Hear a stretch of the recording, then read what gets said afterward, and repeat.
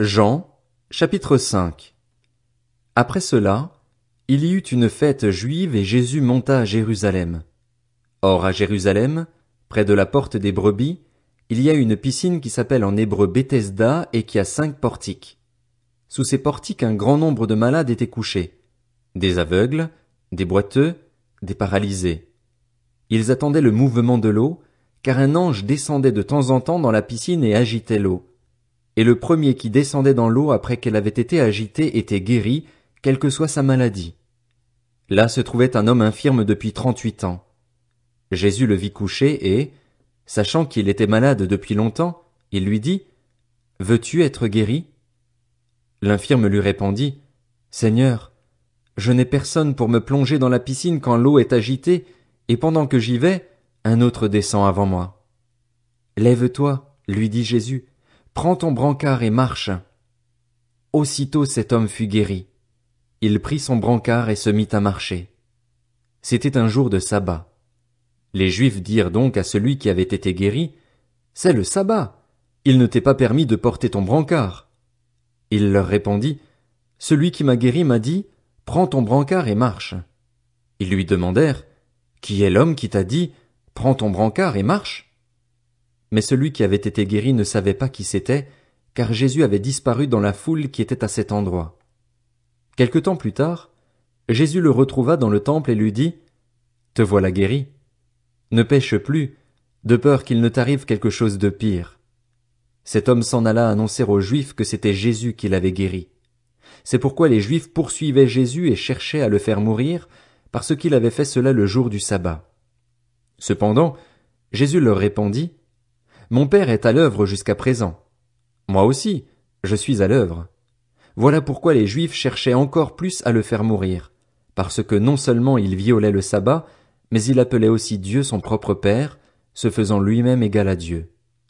Jésus reprit donc la parole et leur dit, « En vérité, je vous le dis, le Fils ne peut rien faire de lui-même, sinon ce qu'il voit le Père accomplir.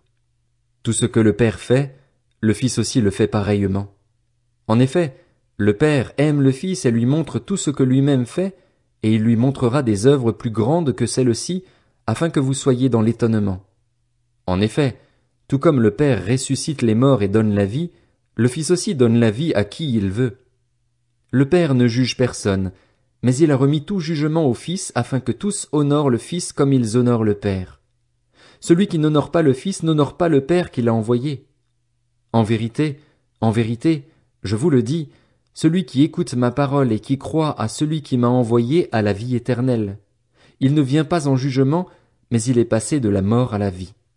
En vérité, je vous le dis, l'heure vient, et elle est déjà là, où les morts entendront la voix du Fils de Dieu, et ceux qui l'auront entendu vivront.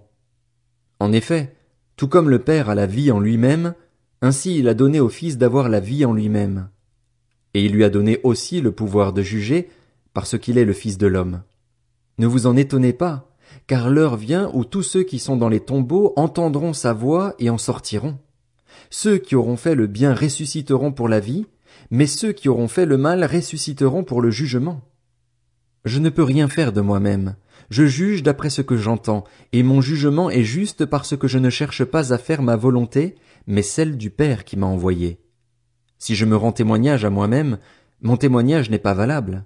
C'est un autre qui témoigne en ma faveur, et je sais que le témoignage qu'il me rend est vrai. Vous avez envoyé une délégation vers Jean, et il a rendu témoignage à la vérité. Pour ma part, ce n'est pas d'un homme que je reçois le témoignage, mais je dis cela afin que vous soyez sauvés. Jean était la lampe qui brûle et qui brille, et vous avez voulu vous réjouir 1 heure à sa lumière. Pour ma part, j'ai un témoignage plus grand que celui de Jean. Ce sont les œuvres que le Père m'a donné d'accomplir. Ces œuvres mêmes que je fais témoignent à mon sujet que c'est le Père qui m'a envoyé, et le Père qui m'a envoyé a rendu lui-même témoignage à mon sujet. Vous n'avez jamais entendu sa voix, vous n'avez pas vu son visage, et sa parole n'habite pas en vous, puisque vous ne croyez pas en celui qui l'a envoyé. Vous étudiez les Écritures parce que vous pensez avoir par elles la vie éternelle. Ce sont elles qui rendent témoignage à mon sujet, et vous ne voulez pas venir à moi pour avoir la vie. Je ne reçois pas ma gloire des hommes, mais je vous connais. Vous n'avez pas l'amour de Dieu en vous. Je suis venu au nom de mon Père et vous ne me recevez pas. Si un autre vient en son propre nom, vous le recevrez. Comment pouvez-vous croire, vous qui recevez votre gloire les uns des autres et qui ne recherchez pas la gloire qui vient de Dieu seul?